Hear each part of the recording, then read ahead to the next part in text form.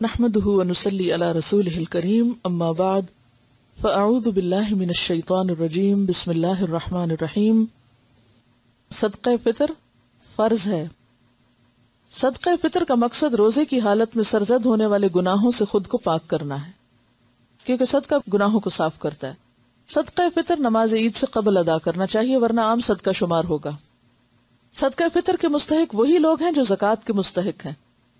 حضرت ابن عباس سے روایت ہے کہ رسول اللہ صلی اللہ علیہ وسلم نے صدقہ فطر روزے دار کو بےہودگی اور فحش باتوں سے پاک کرنے کے لیے نیز محتاجوں کے کھانے کا انتظام کرنے کے لیے فرض کیا ہے۔ جس نے نماز عید سے پہلے ادا کیا اس کا صدقہ فطر ادا ہو گیا، اور جس نے نماز عید کے بعد ادا کیا اس کا صدقہ فطر عام صدقہ شمار ہوگا، یعنی اس کا پھر وہ فائدہ نہیں جو اصل صدقے کا ہے۔ صدقہ فطر کی مقدار 1 صاع ہے جو 3.25 سیر یا 2.5 کلو گرام کے برابر ہے۔ صدقہ فطر ہر مسلمان، غلام ہو یا آزاد، مرد ہو یا عورت، چھوٹا ہو یا بڑا، روزہ دار ہو یا غیر روزہ دار، صاحب نصاب ہو یا نہ ہو، سب پر فرض ہے۔ ٹھیک ہے، یعنی اتنی اس کی تاکید ہے۔ حضرت ابن عمر سے روایت ہے کہ رسول اللہ صلی اللہ علیہ وسلم نے رمضان کا صدقہ فطر 1 صاع کھجور یا 1 صاع جو، غلام، آزاد، مرد، عورت، چھوٹے بڑے ہر مسلمان پہ فرض کیا ہے۔ اسے بخاری اور مسلم نے روایت کیا ہے۔ جو بچہ آخری روزے کو پیدا ہو اس کا بھی ہوگا، چاہے وہ 1 دن یا چند گھنٹے کا ہو۔ صدقہ فطر غلے کی صورت میں دینا افضل ہے، لیکن پھر اگر نہ ہو ممکن تو پیسے بھی دے سکتے ہیں، یعنی راشن دینا بہتر ہے بنسبت پیسے دینے کے۔ گیہوں، چاول، جو، کھجور، منقع یا پنیر میں سے جو چیز زیر استعمال ہو وہی دینی چاہیے، یعنی جو بھی کسی علاقے میں لوگ خود کھاتے ہوں جیسے اسٹیپل فوڈ کے طور پر یا عام غذا کے طور پر، اسی کو صدقہ کریں۔ عن ابی سعید رضی اللہ عنہ یقول كنا نخرج زکاة الفطر صاعا من طعام او صاعا من شعیر او صاعا من تمر او صاعا من اقط او صاعا من زبیب متفق علیہ۔ حضرت ابو سعید رضی اللہ عنہ فرماتے ہیں کہ ہم صدقہ فطر 1 صاع غلہ یا 1 صاع جو یا 1 صاع کھجور یا 1 صاع پنیر یا 1 صاع منقع دیا کرتے تھے۔ منقع کیا ہوتا ہے؟ انگور، ڈرائی انگور ہوتے ہیں نا جو بڑے والے۔ اسے بخاری اور مسلم نے روایت کیا ہے۔ صدقہ فطر ادا کرنے کا وقت آخری روزہ افطار کرنے کے بعد شروع ہوتا ہے، لیکن عید سے 1 یا 2 دن پہلے بھی ادا کر سکتے ہیں۔ صدقہ فطر گھر کے سرپرست کو گھر کے تمام افراد، بیوی، بچوں اور ملازموں کی طرف سے ادا کرنا چاہیے۔ حضرت نافع سے روایت ہے کہ ابن عمر گھر کے چھوٹے بڑے تمام افراد کی طرف سے صدقہ فطر دے دیتے تھے، یعنی اگر آپ کے ہسبینڈ اگر آپ کا بھی دے دیں تو بہت اچھی بات ہے، حتیٰ کہ میرے بیٹوں کی طرف سے بھی دے دیتے تھے۔ اور ابن عمر ان لوگوں کو دیتے تھے جو قبول کرتے، اور عید الفطر سے 1 یا 2 دن پہلے دے دیتے تھے۔ وہ کیوں؟ تاکہ جو ضرورت مند لوگ ہیں وہ اپنی ضرورت پوری کر سکیں اور اطمینان سے عید منا سکیں۔ شوہر اور بیوی دونوں ملازمت کرتے تو صدقہ فطر کون دے؟ دونوں میں سے جو چاہے دے، لیکن کوئی ایک ضرور دے دے۔ کوئی بھی دے سکتا ہے، اس کا ملازمت سے کوئی تعلق نہیں ہے۔ ٹھیک ہے۔ صلاۃ العیدین، نماز عیدین کے مسائل۔ عید کے روز غسل کرنا، خوشبو لگانا اور مسواک کرنا مستحب ہے۔ عن ابن عباس رضی اللہ عنہما قال قال رسول اللہ صلی اللہ علیہ وسلم ان هذا يوم عید جعلہ اللہ للمسلمین فمن جاء الى الجمعة فلیغتسل وان كان طیب فلیمس منہ علیکم بالسواک، رواہ ابن ماجہ۔ حضرت عبداللہ بن عباس رضی اللہ عنہما کہتے ہیں کہ رسول اللہ صلی اللہ علیہ وسلم نے فرمایا، بے شک اللہ تعالی نے اس روز یعنی جمعہ کو مسلمانوں کے لیے عید کا دن بنایا ہے، لہٰذا جو شخص جمعہ کے لیے آئے اسے چاہیے کہ غسل کرے، خوشبو میسر ہو تو وہ لگائے اور مسواک بھی کرے۔ تو یہ چھوٹی عید ہے، لیکن جو اصل عید ہے وہ کیا ہے؟ عید الفطر یا عید الاضحیٰ۔ تو اس روز بھی ان چیزوں کا اہتمام کرنا چاہیے۔ عید کے روز اچھے کپڑے پہننا مستحب ہے۔ عن ابن عباس رضی اللہ عنہما کان رسول اللہ صلی اللہ علیہ وسلم یلبس یوم العید بردۃ حمراء، رواہ الطبرانی۔ حضرت ابن عباس رضی اللہ عنہ سے روایت ہے کہ رسول اللہ صلی اللہ علیہ وسلم عید کے روز سرخ دھاریوں والی چادر پہنا کرتے تھے، یعنی مخصوص لباس ہوتا تھا، اسپیشل ڈریس۔ اسے طبرانی نے روایت کیا ہے۔ عید الفطر کی نماز کے لیے جانے سے پہلے کوئی میٹھی چیز کھانا سنت ہے۔ عن انس بن مالک رضی اللہ عنہ قال کان رسول اللہ صلی اللہ علیہ وسلم لا یغدو یوم الفطر حتی یأکل تمرات ویأکلہن وطرا، رواہ البخاری۔ حضرت انس بن مالک رضی اللہ تعالیٰ عنہ فرماتے ہیں کہ رسول اللہ صلی اللہ علیہ وسلم عید الفطر کے دن کھجوریں کھائے بغیر عیدگاہ کی طرف نہیں جاتے تھے، اور نبی صلی اللہ علیہ وسلم کھجوریں تاک کھاتے تھے۔ تاک کا کیا مطلب ہے؟ 1 یا 3 یا 5، کیونکہ اللہ تعالیٰ کو وطر پسند ہے، وطر کا ترجمہ تاک کیا ہوا۔ عید الاضحیٰ کے روز اپنی قربانی کا گوشت پکا کر کھانا اور اس سے پہلے کوئی چیز نہ کھانا مستحب ہے۔ عن عبداللہ بن بریدہ عن ابیہ رضی اللہ عنہ کان النبی صلی اللہ علیہ وسلم لا يخرج يوم الفطر حتى يطعم ولا يطعم يوم الاضحى حتى يصلي، رواہ الترمذی صحیح۔ حضرت عبداللہ بن بریدہ اپنے باپ سے روایت کرتے ہیں کہ نبی اکرم صلی اللہ علیہ وسلم عید الفطر کے روز کھائے بغیر گھر سے نہیں نکلتے تھے، اور عید الاضحیٰ کے روز نماز عید سے پہلے کوئی چیز تناول نہ فرماتے۔ اسے ترمذی نے روایت کیا ہے۔ نماز عید بستی سے باہر کھلے میدان میں پڑھنا سنت ہے، اور یہاں تو سردی ہے تو آپ کھلے میدان میں تو نہیں پڑھ سکتے، لیکن بڑی مسجد میں پڑھنا چاہیے۔ نماز عید کے لیے خواتین کو بھی عیدگاہ میں جانا چاہیے۔ عن ام عطیہ رضی اللہ عنہا قالت امرنا رسول اللہ صلی اللہ علیہ وسلم ان نخرج الحیض یوم العیدین وذوات الخدور فیشہدن جماعت المسلمین ودعوتہم وتعتزل الحیض ان مصلاہن، متفق علیہ۔ حضرت ام عطیہ رضی اللہ عنہا سے روایت ہے کہ رسول اللہ صلی اللہ علیہ وسلم نے حکم دیا کہ دونوں عیدوں کے دن ہم حیض والی اور پردہ نشین یعنی ساری عورتیں سب عورتوں کو عیدگاہ میں لائیں تاکہ وہ مسلمانوں کے ساتھ نماز اور دعا میں شرکت کریں۔ البتہ حیض والی عورتیں نماز نہ پڑھیں، اسے بخاری اور مسلم نے روایت کیا ہے۔ بعض مسلمانوں کے علاقے ایسے ہیں کہ جہاں عورتوں کو نکلنے نہیں دیتے، تو اب یہ جو عید کا موقع ہے، خوشی کا موقع ہے، اور اس خوشی میں سب کو ایک دوسرے کے ساتھ ملنا جلنا اور ایک دوسرے کے ساتھ شریک ہونا جو ہے اس خوشی میں اضافہ کرتا ہے۔ اور اس میں خاص طور پر آپ دیکھیے کہ یہ بھی کہا گیا کہ جن کو نماز نہیں پڑھنا وہ بھی جائیں عیدگاہ میں۔ کس لیے؟ تاکہ دعا میں شریک ہوں، اس خیر میں شریک ہوں، یعنی عورتیں بھی محروم نہ رہیں۔ نماز عید کے لیے پیدل جانا اور واپس آنا سنت ہے، یعنی اگر ممکن ہو، ورنہ سواری بھی کرنے میں منع نہیں کیا گیا۔ عن ابن عمر رضی اللہ عنہما قال ان النبی صلی اللہ علیہ وسلم کان یخرج الی العید ماشیا ویرجع ماشیا، رواہ ابن ماجہ۔ حضرت عبداللہ بن عمر رضی اللہ عنہ فرماتے ہیں کہ نبی اکرم صلی اللہ علیہ وسلم عیدگاہ پیدل جاتے اور پیدل ہی واپس تشریف لاتے، اسے ابن ماجہ نے روایت کیا ہے۔ عیدگاہ جاتے ہوئے بکثرت تکبیریں کہنا سنت ہے۔ عید الفطر میں امام کے خطبے کے لیے ممبر پر بیٹھنے تک تکبیریں کہتے رہنا چاہیے۔ عن ابن عمر رضی اللہ عنہما انہ کان یغدو الی المصلی یوم الفطر اذا طلعت الشمس فیکبر حتی یأتی المصلی ثم یکبر بالمصلی حتی اذا جلس الامام ترک التکبیر، رواہ الشافعی۔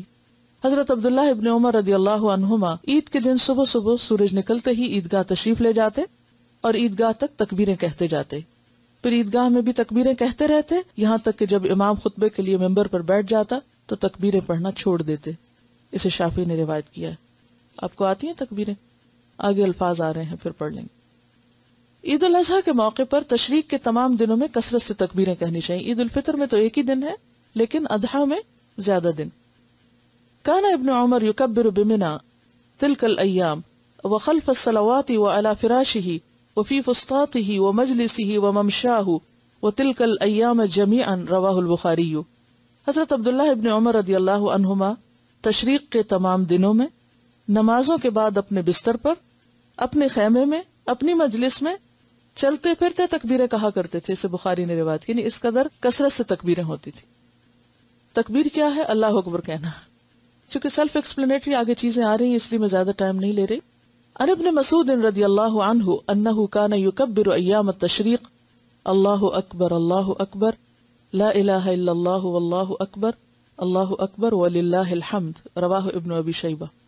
حضرت عبداللہ بن مسعود رضی اللہ عنہ ایام تشریق 11، 12، 13 ذی الحج میں یہ تکبیر پڑھا کرتے، پڑھیے سب۔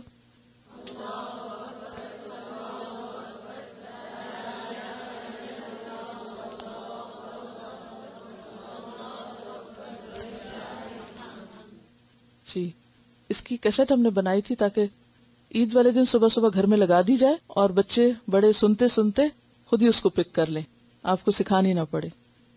اگر آپ گھر میں بچوں کو ساتھ لے کے مل کے پڑھیں، خود بھی ساتھ شامل ہو جائیں، تو آپ دیکھیں کہ خوشی دوبالا ہو جاتی۔ اور اب دیکھیں کہ خوشی کے موقع پر ہم اپنے پیاروں کو یاد رکھتے ہیں تو سب سے زیادہ بندہ مومن کو اللہ سے محبت ہوتی، تو اس کے دن کا آغاز یا خوشی کا آغاز اللہ کی بڑائی بیان کرنے سے ہوتا ہے۔ عیدین کی نماز تاخیر سے پڑھنا ناپسندیدہ ہے، یعنی بہت لیٹ نہیں کرنی چاہیے نماز۔ عید الفطر کی نماز کا وقت اشراق کی نماز کا وقت ہے، یعنی سورج نکلنے کے تھوڑی دیر کے بعد پڑھ لینی چاہیے، اللہ یہ کہ پھر بہت سی ایسی جینون ریزنز ہو یا مجبوریاں ہوں کہ جس میں لوگوں کا پہنچنا مشکل ہو تو اور بات ہے، ورنہ جلدی کرنی چاہیے۔ عید الفطر کی نماز کا وقت اشراق کی نماز کا وقت ہے۔ ان عبداللہ بن بسر صاحب رسول اللہ صلی اللہ علیہ وسلم انہ خرج مع الناس فی یوم عید فطر او اضحى فانکر ابطاء الامام وقال انا كنا قد فرغنا ساعتنا هذه وذلك حين التسبیح، رواہ ابو داود وابن ماجہ۔ حضرت عبداللہ بن بسر رضی اللہ عنہ سے روایت ہے کہ وہ خود عید الفطر یا عید الاضحیٰ کی نماز کے لیے لوگوں کے ساتھ عیدگاہ روانہ ہوئے تو امام کے دیر کرنے پر ناپسندیدگی کا اظہار کیا اور فرمایا ہم لوگ تو اس وقت نماز پڑھ کر فارغ بھی ہو جایا کرتے تھے، اور وہ اشراق کا وقت تھا۔ اسے ابو داؤد اور ابن ماجہ نے روایت کیا۔ اور ویسے بھی صبح کے وقت میں برکت ہے، اور نہ صرف یہ کہ عید کی نماز بلکہ باقی کاموں کو بھی جلد صبح شروع کرنا پسندیدہ ہے۔ نبی صلی اللہ علیہ وسلم نے اس کے لیے دعا بھی کی ہے کہ اللہم بارک لامتی فی بکورہا، اللہ میری امت کی صبح میں برکت ڈال دے، لیکن اب امت بالکل الٹ کام کر رہی ہے۔ عید الاضحیٰ کی نماز جلد اور عید الفطر کی نماز نسبتاً دیر سے پڑھنا مسنون ہے۔ عن ابی الحویرث رضی اللہ عنہ ان رسول اللہ صلی اللہ علیہ وسلم كتب الى عمرو بن حزم وهو بنجران عجل الاضحى واخر الفطر وذکر الناس، رواہ الشافعی۔ حضرت ابو الحویرث رضی اللہ عنہ سے روایت ہے کہ رسول اللہ صلی اللہ علیہ وسلم نے نجران کے گورنر عمرو بن حزم کو تحریری طور پر یہ ہدایت فرمائی کہ عید الاضحیٰ کی نماز جلدی پڑھو اور عید الفطر کی نماز تاخیر سے پڑھو، اور لوگوں کو خطبے میں نیکی کی نصیحت کرو۔ ذکر الناس کا مطلب کیا ہے کہ اس دن خطبہ بھی ہونا چاہیے جس میں لوگوں کو اچھی باتوں کی نصیحت کی جائے۔ کھلے میدان میں نماز پڑھنے کے لیے سترہ کا اہتمام کرنا چاہیے۔ سترہ امام کے آگے کی رکاوٹ کو کہتے ہیں، یعنی کوئی بھی ایسی چیز جس سے اگر اس کے آگے سے کچھ گزرے تو اس نماز میں خلل نہ آئے۔ عن ابن عمر رضی اللہ عنہما قال كان النبي صلی اللہ علیہ وسلم اذا صلى يوم عید او غیرہ نصبت الحربة بین یدیہ فیصلی الیہا والناس من خلفہ، رواہ ابن ماجہ۔ حضرت عبداللہ بن عمر رضی اللہ عنہ کہتے ہیں نبی اکرم صلی اللہ علیہ وسلم جب عید کی نماز یا کوئی دوسری نماز کھلے میدان میں ادا فرماتے تو آپ صلی اللہ علیہ وسلم کے سامنے بھالا گاڑ دیا جاتا تھا، یعنی لوہے کا ایک راڈ سا یا ایک عصا، اور آپ صلی اللہ علیہ وسلم اس کے پیچھے نماز ادا فرماتے، اور صحابہ کرام رضی اللہ عنہم آپ صلی اللہ علیہ وسلم کے پیچھے ہوتے۔ اسے ابن ماجہ نے روایت کیا ہے۔ عید الفطر اور عید الاضحیٰ کی نماز دو دو رکعت ہے۔ ان عمر بن الخطاب رضی اللہ عنہ قال صلاة الاضحى رکعتان وصلاة الفطر رکعتان وصلاة المسافر رکعتان وصلاة الجمعة رکعتان تمام ليس بقصر على لسان النبي صلی اللہ علیہ وسلم، رواہ النسائی۔ حضرت عمر بن خطاب رضی اللہ عنہ کہتے ہیں نبی اکرم صلی اللہ علیہ وسلم کے فرمان کے مطابق عید الاضحیٰ کی نماز 2 رکعت ہے، عید الفطر کی نماز 2 رکعت ہے، مسافر کی نماز 2 رکعت ہے، جمعہ کی نماز 2 رکعت ہے، اور یہ مکمل نماز ہے، کم نہیں، یعنی اس کو ایک نہیں کر سکتے۔ اسے نسائی نے روایت کیا ہے۔ یا یہ ہے کہ ایسا نہیں کہ یہ جمعہ کی نماز ویسے آدھی بتائی گئی، نہیں، یہ مکمل اٹ سیلف اتنی ہی ہے، آدھی نہیں کہنا چاہیے اس کو، یعنی پوری نماز یہی ہے۔ نماز عید کے لیے آذان ہے نہ اقامت۔ عن جابر بن سمرۃ رضی اللہ عنہ قال صلیت مع رسول اللہ صلی اللہ علیہ وسلم العیدین غیر مرۃ ولا مرتین بغیر آذان ولا اقامت، رواہ مسلم۔ حضرت جابر بن سمرہ رضی اللہ عنہ کہتے ہیں میں نے رسول اللہ صلی اللہ علیہ وسلم کے ساتھ 1-2 مرتبہ نہیں کئی مرتبہ عیدین کی نماز آذان اور اقامت کے بغیر پڑھی ہے۔ اسے مسلم نے روایت کیا۔ عیدین کی نماز میں پہلے نماز اور پھر خطبہ دینا مسنون ہے، یعنی نماز پہلے ہوگی۔ عن ابن عمر رضی اللہ عنہما قال کان رسول اللہ صلی اللہ علیہ وسلم و ابو بکر و عمر رضی اللہ عنہما یصلون العیدین قبل الخطبۃ، متفق علیہ۔ حضرت عبداللہ بن عمر رضی اللہ عنہما فرماتے ہیں رسول اللہ صلی اللہ علیہ وسلم، حضرت ابو بکر صدیق اور حضرت عمر نماز عیدین خطبہ سے پہلے ادا فرماتے۔ اسے بخاری اور مسلم نے روایت کیا۔ عیدین کی نماز میں 12 تکبیریں مسنون ہیں۔ پہلی رکعت میں قرات سے پہلے 7 اور دوسری رکعت میں قرات سے پہلے 5 تکبیریں کہنی چاہیے۔ النافع رحمہ اللہ مولا عبد اللہ بن عمر رضی اللہ عنہما انہ قال شہدت الاضحى والفطر مع ابی ہریرہ رضی اللہ عنہ فکبر فی الرکعۃ الاولى 7 تکبیرات قبل القراءۃ وفی الآخرۃ 5 تکبیرات قبل القراءۃ رواہ مالک۔ حضرت عبداللہ بن عمر رضی اللہ عنہ کے آزاد کردہ غلام حضرت نافع کہتے ہیں، اب آپ دیکھیے کہ غلاموں کو بھی کتنا ایجوکیٹ کیا گیا، میں نے حضرت ابو ہریرہ رضی اللہ عنہ کے ساتھ عید الفطر اور عید الاضحیٰ دونوں کی نماز پڑھی۔ حضرت ابو ہریرہ نے پہلی رکعت میں قرات سے پہلے 7 تکبیریں اور دوسری رکعت میں قرات سے پہلے 5 تکبیریں کہیں، اسے مالک نے روایت کیا۔ نماز عید کی زائد تکبیروں میں ہاتھ اٹھانے چاہیے۔ عن وائل ابن حجر رضی اللہ عنہ انہ کان یرفع یدیہ مع التکبیر رواہ احمد۔ حضرت وائل بن حجر سے روایت ہے کہ رسول اللہ صلی اللہ علیہ وسلم ہر تکبیر کے ساتھ ہاتھ اٹھاتے، یعنی رفع یدین کرتے۔ نماز عیدین کی 2 رکعتوں میں سے پہلی رکعت میں سورۃ الاعلی اور دوسری رکعت میں سورۃ الغاشیہ پڑھنا مستحب ہے۔ ان النعمان بن بشیر قال كان رسول اللہ صلی اللہ علیہ وسلم يقرأ في العیدین وفي الجمعة بسبح اسم ربک الاعلی وهل اتاك حدیث الغاشیہ رواہ مسلم۔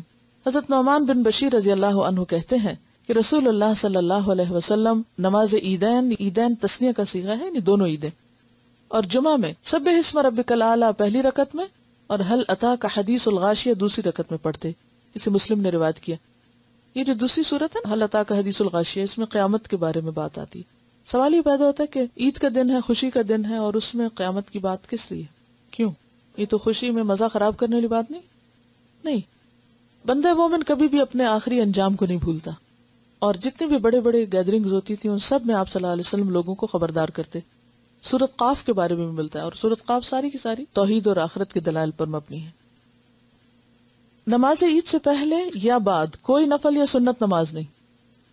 عن ابن عباس رضی اللہ عنہما قال خرج النبی صلی اللہ علیہ وسلم یوم اضحیٰ او فطر فصلى رکعتین لم یصلی قبلہما ولا بعدہما رواہ مسلم۔ حضرت عبداللہ بن عباس رضی اللہ عنہ فرماتے ہیں کہ نبی اکرم صلی اللہ علیہ وسلم عید الاضحیٰ یا عید الفطر کے روز گھر سے نکلے، نماز عید ادا فرمائی اور اس سے پہلے یا بعد کوئی نماز نہیں پڑھی، اسے مسلم نے روایت کیا۔ نماز عید کے بعد تقبل اللہ منا و منکا کے الفاظ سے ایک دوسرے کے اعمال صالح کی قبولیت کی دعا مانگنا درست ہے۔ ان جبیر ابن نضیر رضی اللہ عنہ قال کان اصحاب رسول اللہ صلی اللہ علیہ وسلم اذا التقوا یوم العید یقول بعضهم لبعض تقبل اللہ منا و منکا ذکرہ فی فتح الباری۔ حضرت جبیر بن نذیر کہتے ہیں کہ صحابہ کرام عید کے روز جب آپس میں ملتے تو ایک دوسرے کو تقبل اللہ منا و منکا کہتے، اس ابن حجر نے فتح الباری میں نقل کیا ہے۔ یعنی اس کا کیا مطلب ہے کہ اللہ ہمارے اور تمہارے اعمال قبول کرے، کیونکہ رمضان کے بعد جب عید آتی ہے یا پھر قربانی کی عید میں بھی، حج کے بعد جو ہوتی ہے، مسلمان کی خوشی کب ہے؟ اللہ کی اطاعت میں اور اس کی عبادت میں۔ تو عبادت کے بعد جو خوشی ہے وہ حقیقی خوشی ہے، اور پھر عبادت کے بعد فکر کس چیز کی ہوتی ہے کہ یہ قبول بھی ہو جائے۔ عیدگاہ جانے اور آنے کا راستہ بدلنا سنت ہے۔ ان جابر بن عبداللہ رضی اللہ عنہما قال کان النبی صلی اللہ علیہ وسلم اذا کان یوم عید خالف الطریق۔ حضرت جابر بن عبداللہ رضی اللہ عنہ فرماتے ہیں نبی اکرم صلی اللہ علیہ وسلم عید کے روز عیدگاہ میں آنے جانے کا راستہ تبدیل فرمایا کرتے تھے، اسے بخاری نے روایت کی۔ کیوں؟ راستوں میں فرشتے کھڑے ہوتے ہیں نا، وہ دعائیں کرتے ہیں۔ اگر جمعہ کے روز عید آ جائے تو دونوں پڑھنے بہتر ہیں، لیکن عید پڑھنے کے بعد اگر جمعہ کی بجائے صرف نماز ظہر ادا کی جائے تو بھی درست ہے۔ یعنی اگر جمعہ کے دن عید ہو تو عید اور جمعہ دونوں بھی ہو سکتے ہیں، اور عید اور ظہر کی نماز بھی ہو سکتی ہے۔ عن ابی ہریرہ رضی اللہ عنہ عن رسول اللہ صلی اللہ علیہ وسلم انہ قال عیدان اجتمع فی یومکم ھذا فمن شاء اجزأہ عن الجمعۃ وإنا مجمعون ان شاء اللہ تعالی رواہ ابو داؤد وابن ماجہ۔ حضرت ابو ہریرہ رضی اللہ عنہ نے رسول اللہ صلی اللہ علیہ وسلم سے روایت کیا ہے کہ نبی اکرم صلی اللہ علیہ وسلم نے فرمایا تمہارے آج کے دن میں 2 عیدیں، ایک عید دوسرا جمعہ اکٹھی ہو گئیں، جو چاہے اس کے لیے جمعہ کے بدلے عید ہی کافی ہے، لیکن ہم دونوں یعنی جمعہ اور عید ادا کریں گے، یعنی دونوں چیزیں پڑھیں گے۔ ابر کی وجہ سے یعنی بادل کی وجہ سے شوال کا چاند دکھائی نہ دے اور روزہ رکھ لینے کے بعد معلوم ہو کہ چاند نظر آ چکا ہے تو روزہ کھول دینا چاہیے۔ اگر چاند کی اطلاع زوال سے قبل ملے تو نماز عید اسی روز ادا کر لینی چاہیے۔ اگر زوال کے بعد یعنی دوپہر کے بعد اطلاع ملے تو نماز عید دوسرے روز ادا کی جائے گی، کیونکہ نماز عید کا وقت ظہر سے پہلے پہلے کا ہے۔ عن ابی عمیر بن انس رضی اللہ عنہما عن عمومۃ لہ من اصحاب النبی صلی اللہ علیہ وسلم ان رکبا جاؤوا الى النبی صلی اللہ علیہ وسلم یشہدون انہم رأوا الہلال بالامس فامرہم ان یفطروا واذا اصبحوا یغدوا الى مصلاہم، رواہ ابو داؤد۔ حضرت ابو عمیر بن انس رضی اللہ عنہما اپنے چچاؤں سے جو اصحاب نبی صلی اللہ علیہ وسلم میں سے تھے روایت کرتے ہیں کہ بعض سوار نبی اکرم صلی اللہ علیہ وسلم کی خدمت میں حاضر ہوئے اور گواہی دی کہ انہوں نے گزشتہ روز شوال کا چاند دیکھا ہے۔ رسول اللہ صلی اللہ علیہ وسلم نے صحابہ کرام کو حکم دیا کہ وہ روزہ توڑ دیں اور فرمایا کل صبح نماز عید کے لیے عیدگاہ آئیں۔ اسے ابو داؤد نے روایت کی۔ یعنی ہر مسئلے کا حل موجود ہے، کیونکہ عام طور پر ایسے جب پرابلمز آتے ہیں تو لوگ لا علمی کی وجہ سے باہم جھگڑنا شروع کر دیتے ہیں اور اپنی اپنی عیدیں الگ کرنے لگتے ہیں۔ اگر کسی کو عید کی نماز نہ مل سکے، رش میں پھنس گئے یا بیماری کی وجہ سے عیدگاہ نہ جا سکے، تو اسے 2 رکعت تنہا ادا کر لینی چاہیے۔ جیسے اگر آپ لوگوں کو کوئی لے جانے والا نہیں یا کوئی بھی ایسا مسئلہ ہے تو گھر میں آپ 2 نفل پڑھ لیں۔ گاؤں میں بھی نماز عید پڑھنی چاہیے۔ امر انس بن مالک رضی اللہ عنہ مولاہ ابن ابی عتبۃ بالزاویۃ فجمع اہلہ وبنیہ وصلی كصلاۃ اہل المصر وتکبیرہم وقال اکرمۃ اہل السواد یجتمعون فی العید یصلون رکعتین کما یصنع الامام وقال عطاء اذا فاتہ العید صلی رکعتین، رواہ البخاری۔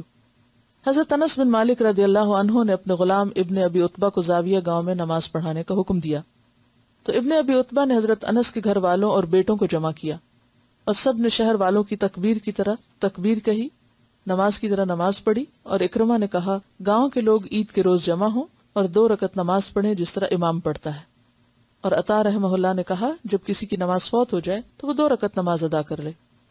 بعض اوقات ایسا ہوتا ہے آپ گھر سے نکلے اور بعض لوگ صرف عید کے دن مسجد جاتے ہیں تو مسجد کا راستہ بھی نہیں آتا، تو ہو سکتا ہے کہ وہ مسجد پہنچنے تک نماز مس کر بیٹھے، تو پھر وہ خود سے پڑھ لیں۔ عید کے روز روزہ رکھنا منع ہے، یعنی عید کے دن روزہ نہیں رکھنا، آپ کو اس دن عید ہی کرنی ہے، اور اس میں عید سے پہلے آپ کو فطرانہ بھی دینا ہوتا ہے، ٹھیک ہے۔ ضروری نہیں ہوتا شوال کے روزوں کے لیے کہ نیکسٹ ڈے ہی ہم عید کے ضرور رکھیں، آپ جس وقت چاہیں بس شوال کے اندر اندر رکھ لیں، اور یہ 6 روزے ہوتے ہیں۔ تو ایسا ہے اب آپ کے لیے کہ آپ کیا کریں، اچھی سی عید منائیں، خوب تکبیریں پڑھیں اور دعائیں کریں۔ وآخر دعوانا الحمدللہ رب العالمین، سبحانک اللہم وبحمدک، نشہد ان لا الہ الا انت، نستغفرک ونتوب الیک۔ السلام علیکم ورحمۃ اللہ وبرکاتہ۔